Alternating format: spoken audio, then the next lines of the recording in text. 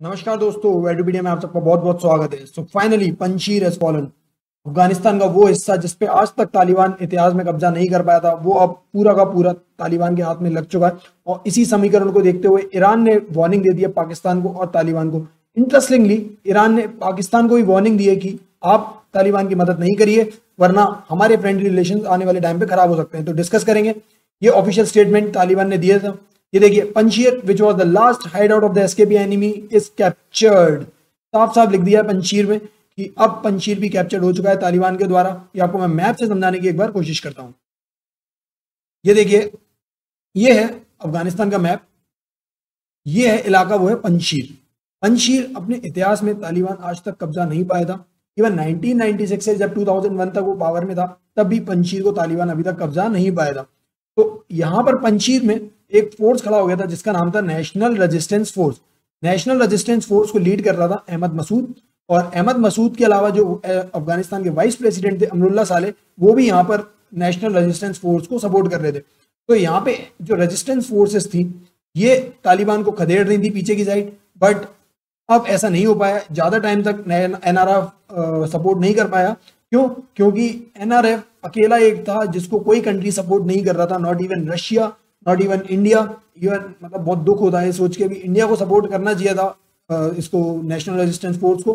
But interestingly India पीछे हटा, तालिबान से रिलेशन खराब नहीं करने थे। तो इन्हीं सब समीकरणों को देखते हुए तालिबान ने कब्जा कर लिया पंशीर में। ठीक है, समझ में आ गया। बट क्वेश्चन ये उठता है कि कैसे, इतनी जल्दी कैसे तालिबान कब्जा कर पाया? ठीक है ना। क्वेश्चन समझ में आता है कि भैया 60 से 65,000 या 70,000 तालिबान फाइटर्स थे और करीब 10 से 20,000 यहाँ पे नेशनल रेजिस्टेंस फोर्स के फाइटर थे। बट स्टिल आज तक कोई कब्जा नहीं कर पाया था। तो इस बार पॉसिबल क्यों हो पाया, इसका रीजन मैं आपको आने वाली वीडियो में समझाऊंगा। चलिए, ये देखिए, ये क्वेश्चन आ रहा है कि तालिबान के जो तालिबान ने क्लेम किया है कि अहमद मसूद और अमरुल्ला साले जो लीड कर रहे थे, वो अब जा चुके हैं ताजिकिस्तान, सेंट्रल एशियन कंट्री। तो इससे साफ साफ पता लगता है कि हाँ, एक्चुअली में पंशीर हैज फॉलन, क्योंकि उनके लीडर्स जब भागते हैं, दैट मीन्स कि it is not the right condition to stay there, right. तो क्वेश्चन यही आ गया था कि मसूद और अमरुल्ला साले भी अब ताजिकिस्तान में जा चुके हैं, जो कि एक सेंट्रल एशियन कंट्री है। सेंट्रल एशियन कंट्री ज्यादातर आपको मैं बता दूं कि रशिया के इन्फ्लुएंस में रहती है, जैसे कजाकिस्तान, किर्गिस्तान, उज्बेकिस्तान, तुर्कमेनिस्तान और ताजिकिस्तान।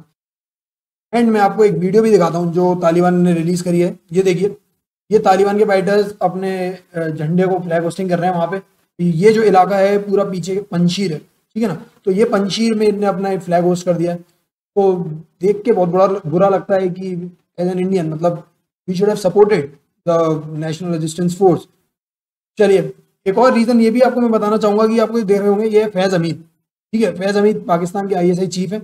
ये रिसेंटली अफगानिस्तान में गए और इनने तालिबान से बोला कि don't worry, we are with you and we will always support you because we are also the terrorist nation and we will always support terrorists।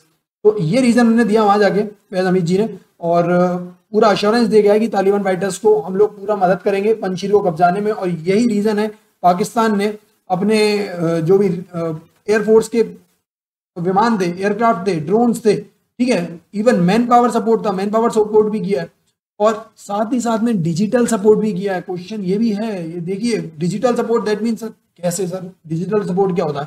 ठीक है, डिजिटल सपोर्ट ऐसे है क्योंकि पंशीर के जब लीडर्स थे उन्होंने बोला था कि हमारे मूवमेंट से पहले ही तालिबान को पता लग जाता था। दैट मीन्स कि जो भी सैटेलाइट डेटा था वो पाकिस्तान प्रोवाइड कर रहा था तालिबान को। और साथ ही साथ तालिबान को ये भी बोला था कि यहाँ पंशीर के लीडर्स एक्चुअल में प्रेजेंट है और यहाँ पर आप बॉम्बिंग करिए। तो पूरा मदद करिए पाकिस्तान ने पूरी कंट्री को और पूरे इवन तालिबान को सपोर्ट करने में। और इसी को ध्यान में रखते हुए ईरान ने भी कंडेम किया है। ईरान ने कंडेम किया है तालिबान को एज वेल एज पाकिस्तान को। तालिबान को तो इसीलिए कहा क्योंकि ईरान और तालिबान के रिलेशन शुरू से अच्छे नहीं है। इवन 90s में ईरान के डिप्लोमेट्स को तालिबान ने मार दिया था। और ये भी एक रीजन है कि अफगानिस्तान जो है वो सुन्नी मेजोरिटी है और ईरान जो है शिया मेजोरिटी है। तो ये भी एक रीजन है कि उनके बीच में डिफरेंसेस अक्सर रहते हैं। बट इंटरेस्टिंगली ईरान ने पाकिस्तान को ही वो किया है और ने बोला है कि आप तालिबान का सपोर्ट नहीं करिए, वरना हमारे फ्रेंडली रिलेशंस खराब हो सकते हैं and we will take action against you, क्योंकि ईरान एंड पाकिस्तान एक बहुत बड़ी लैंड बॉर्डर शेयर करता है। तो ठीक है, समझ में आता है कि ईरान ने पाकिस्तान को भी वार्निंग दी है और इसका फायदा इंडिया उठा सकता है आगे जाके। तो देखना होगा आगे। और अब एक दिमाग में ये क्वेश्चन आता है कि इंडिया के लिए पूरे समीकरण से क्या हो रहा है, क्या हो सकता है इंडिया के लिए? देखिए इंडिया के लिए बहुत बड़ी चैलेंजेस खड़े हुए हैं। आपने ऐसे आर्टिकल्स पढ़े होंगे, द हिंदू का आर्टिकल है, देखिए स्टेन warned of aggressive infiltration by terrorist along Afghan border. Afghan border से इंडिया में इन्फिल्ट्रेशन बहुत हद तक बढ़ सकती है, ये आपको मैं बताता हूँ कैसे।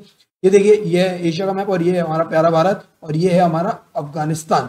तो अफगानिस्तान का ये वाला जो पार्ट है, ये है ऊपर येलो पार्ट, इसको कहते हैं वखान कॉरिडोर। वखान कॉरिडोर जो है ये वाला पार्ट, इसकी बॉर्डर शेयर करते हैं इंडिया से, इंडिया के पीओके से, पीओके से बाउंड्री शेयर करता है। तो इंडिया का कंसर्न ये है कि कहीं टेररिस्ट यहाँ से वखान कॉरिडोर से होते हुए पीओके से मदद करते हुए कहीं कश्मीर में एंट्री ना दिल जाए। तो क्वेश्चन यहाँ पर ये भी है कि मतलब चैलेंजिंग पार्ट है इंडिया के लिए कि कहीं टेररिस्ट वखान कॉरिडोर का यूज करके पाकिस्तान के सपोर्ट से कश्मीर में इन्फिल्ट्रेशन ना बढ़ा दे, मिलिटेंसी कश्मीर में दोबारा नहीं बढ़ जाए, जो काफी हद तक अब कंट्रोल में आ चुकी है। तो ये भी इंडिया के लिए बहुत चैलेंजिंग होगा कि कैसे टेररिस्ट को रोक सकते हैं इंडिया। और I mean as an nation we will always support Afghanistan people, ठीक है, अफगान के लोगों को हम लोग ऑलवेज सपोर्ट करेंगे and we will not support Taliban at any cost. चलिए अब देखिए अब क्या हो सकता है। एक और चीज है, अब क्या कह रहे हैं यूएस में और इवन यूएस के बाहर, बाइडेन के इस ब्लंडर को बोला गया है कि मतलब इतना बड़ा ब्लंडर करके गए हैं एक्चुअली में कि पूरा एक देश अफगानिस्तान जो पूरा का पूरा किसको सौंप के चले गए हैं, पाकिस्तान को। एक कंट्री दूसरे के हाथ में देके गए हैं। अब Afghanistan will be run by interestingly Pakistan ISI. तो अब देखना होगा कि आगे क्या क्या स्टेटमेंट्स आती हैं, क्योंकि चाइना जब नेपाल में इन्फ्लुएंस बढ़ गया था तब आपने देखा होगा कि कैसी स्टेटमेंट्स आई थी। अब ऐसी स्टेटमेंट आगे उम्मीद करेगा India with respect to Afghanistan. और एक और चीज मैं आपको बोलूंगा कि अभी तक यूएस के इतिहास में सबसे वीकेस्ट प्रेसिडेंट बोला गया था जिमी कार्टर को, और जिमी कार्टर को आजकल कंपेयर किया जा रहा है जो बाइडन से। तो जो बाइडन को बोला जा रहा है आजकल का मॉडर्न डे जिमी कार्टर, क्योंकि ये सबसे वीक प्रेसिडेंट रहे हैं। एकदम से उन्होंने अपने यूएस फोर्सेस को निकाल के ले जाना और इतने बिलियन डॉलर्स के जो हथियार हैं वो पूरे के पूरे तालिबान को सपोर्ट करके जाना, सौंप के जाना। तो it tries to depict the weakest president in the history of United states.